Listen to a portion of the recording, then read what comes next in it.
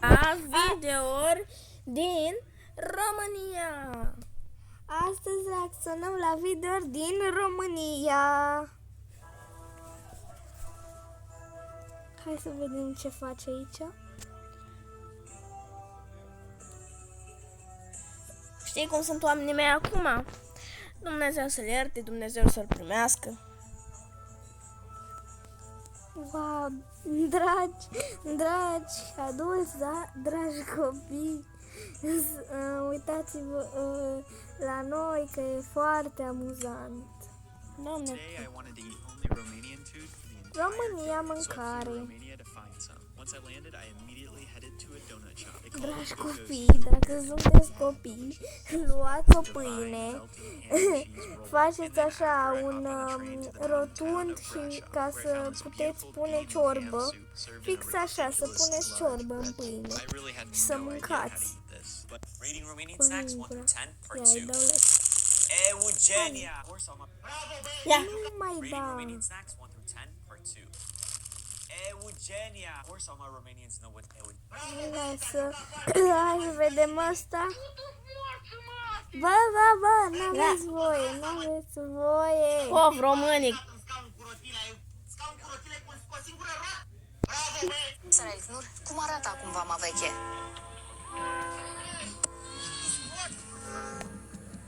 Wow, oamenii mei cred că au fost campioni la mondialul de alergat, campioni. Da.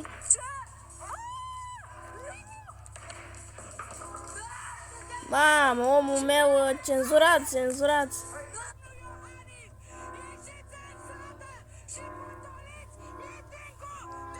Of, babele din România. Bătrânele din România, pov. Oh! Babele din România. Ce este? Andrei Gogan. Andra Gogan.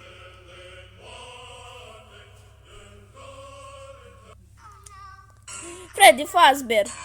Aolea, ce tot fel de Fazbear. Ho. Hai să dăm like. Fiule, Freddy ia uite Fazbear. ce dulce ți-am luat. Preferata ta. Vai, tati, nu vine să cred, asta este preferata mea. Mama era preferata mea când eram mic. Și mie. Fiule, vreau să-ți Nici arăt nu ce erai bună, născut tati, atunci. ți-am luat. Ia, fii atent aici. Ia uite ce croissant superb. Bine, hai că-l mănânc. Dar eu vreau cu mus de ciocolată. Ăsta e cu vanilie. Nu-mi place. Vreau altceva. E amuzant. Adevărat. What's good, y'all? It's your boy Ryan Ace, and we back with another one. Trying Romanian snacks. Choco mini roll. A zis că încearcă dulciuri din România, dacă nu știu. A rolled up. Nu prea e tare. Chiar nu. Of course you think I stole. Mamă, familia de urși. Hai să vedem.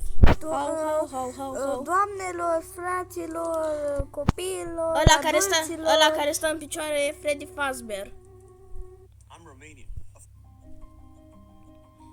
Ajunge aici vara asta. Transfăgărășanu? Ce cu Transfăgărășanu? Vă place, dragi și adulți, copii, Oameni. frați, surori? Dragi oameni. Nu. Da, Se vede că ai 6 ani. Ce e asta? Sotul meu român. Pizza. Trebuie niște ketchup. Niște sos de usturoi. Acum da. e amuzant. Cum mănânc eu pizza? What the schnitzel? Cine mănâncă cum... Începem cu echipa națională a României. Denis Man, Dacia Logan, Horațiu Moldovan, Castelul Bran, Dracula, Ciucaș, Pușcaș, Mămăligă, Gică, Popescu, Eminescu, Mititei, Ardei, Dragostea din Tei. Mamă, ce amuzant e asta! Bă, adevărat.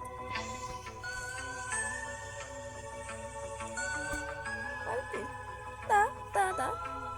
că ar fi fain.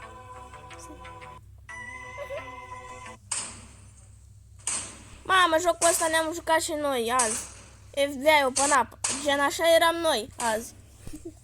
FBI Open Up, deschideți ușa. Așa eram noi mai acum câteva minute pe un joc.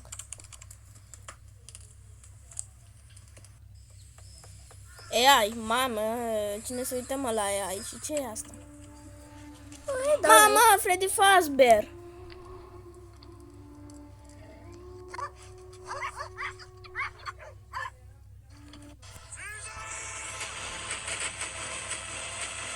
E cam tare. Dacă mai sfărăi odată, te bat de pe strig. Dacă râzi de ajuns. Dacă ați râs, ajungeți în iad. Adevărat. În română? Nu o să-ți vină să Ia crezi ce să am vedem. simțit în părul acestei fete. O fetiță de 10 ani obișnuia să poarte părul împletit. Timp de aproape 3 luni, fata nu și-a mai despletit părul. După un timp a început să se plângă mamei sale că o doare capul. Mama ei nu a băgat de seamă crezând că s-a lovit la cap și a trimis-o la somn cu părul împletit. A doua zi dimineață, fata s-a plâns din nou, dar mama a ignorat-o și a trimis-o la școală. Acest lucru a continuat aproximativ 2 săptămâni, Ce e până asta? într-o după amiază când i-a spus unui profesor că o doare capul îngrozitor. Profesorul a crezut că împletiturile ei erau prea strânse, așa că i-a despletit părul. A rămas șocat ce a putut să vadă. În părul fetei trăia un păianjen. Fetița a fost dusă de urgență la spital, dar a murit la scurt timp după o infecție la creier. Nu o să-ți vină să crezi ce Wow.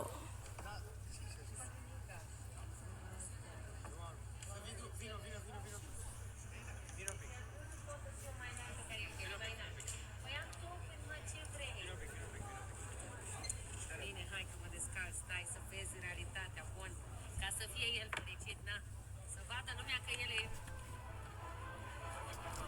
na, asta e realitatea, ok?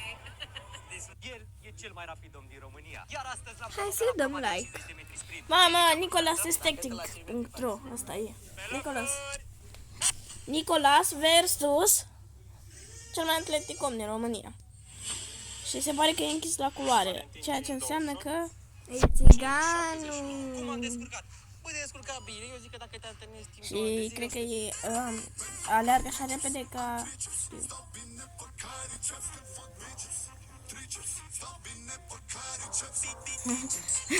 a voie să facă plaja acolo. Nu știu. Băieți, ce ziceți? Oare are voie să facă plaja acolo?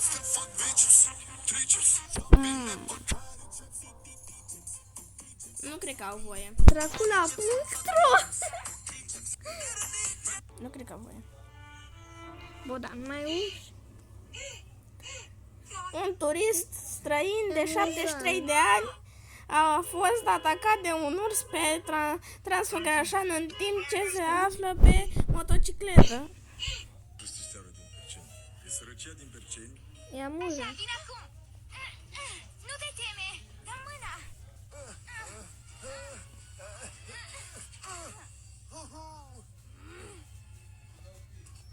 Mulțumesc că m-ai salvat, buburuza. Oh, cu plăcere! Trebuie să știi când să intervii. Doar așa pot schimba lucrurile în viață. Soclin? Ce? Oh, nu! Sunt buburuza, o supereroină normală. Am zburat! Ceața pufniței! Vine acum! Nu știu ce a fost Te asta. duc într-un loc grozav. Simba, nu vezi că fac baie? Și e timpul pentru a ta. Pot să merg? Și unde mergem? Sper că Oatășnițel, ce-i face, mă? Îl spală. La baltă? Ce așa grozav la baltă? Îți arăt când ajungem acolo. Oh. Mama, pot să merg cu Simba? Tu ce crezi, Sarabi? Păi... Te rog. Mamă, ce zâmbesc, zici că Voi, sunt... dacă Zazu merge cu voi. Nu, nu Zazu. Nala. Cella luna, mezzo mare. Ce are asta, mă? Cele mai ok. De ce faci așa? Am început să iubesc Italia. Bă, ți-am zis să nu mai bei? N-am băut, mă. Am mâncat pizza. Păi ce ți-au pus, mă, de face așa urât? N-au pus, mă, nimica. Hai cu mine să încep și tu. A venit pizza. Fii atent. Wow. Ha? Cum ți se pare? Asta cred că e cea mai ciudată pizza, zici că e... Dar ce pizza e? E mozzarella? Nu e mozzarella, e... Nu e nici pepperoni, nu știu ce. Margherita nu e. Nu, ai da. Eu? Ana, cine e mai puternic? Mozzarella, ce la mine. Ce mozzarella nu e. Mă, ce cu femeia aia? Mă zici că steroizi, direct. Cred că a luat-o el steroizi. Chiar sunt curios. Wow! Să ridici 50 de kg doar cu o mână? Nu, una. Și acum cu 60 cine face cele mai multe? 60 de kg să ridici într-o mână? Mamă, cream că mă bați. Ce mănânci să fie așa puternică? Dacă vrei să știi, lasă un like și un comentariu. Eu? Toată lumea căuta După România. Deci asta stă la România, mă. Ok, să vedem ce mai ne dă pe aici. Da. Hai să vedem asta. Asta e România. POV, intri în România. Intri în România cu mașina. Da.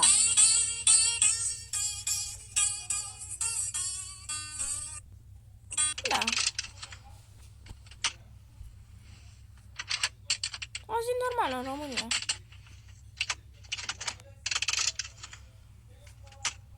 What if Romania tried to bring back... Today I wanted to eat only Romanian food.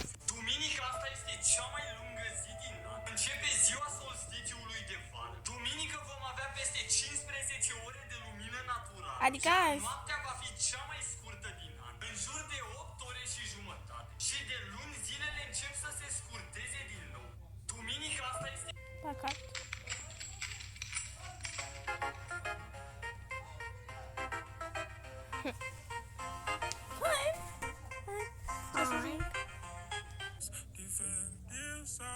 Ai luat nota F la matematică? Care nota? M-am născut în nuc. M-am născut genunchi. M-am născut genunchi. M-am născut genunchi. Nu, ce e asta? Cred că o să oprim aici reacționarea. Da, chiar cred și eu că am reacționat la prea multe videouri din România. Deci, oartășniță, ce sunt Oprește. astea? Adică uitați ce ne dă. Asta e România, bă, frate. E bune?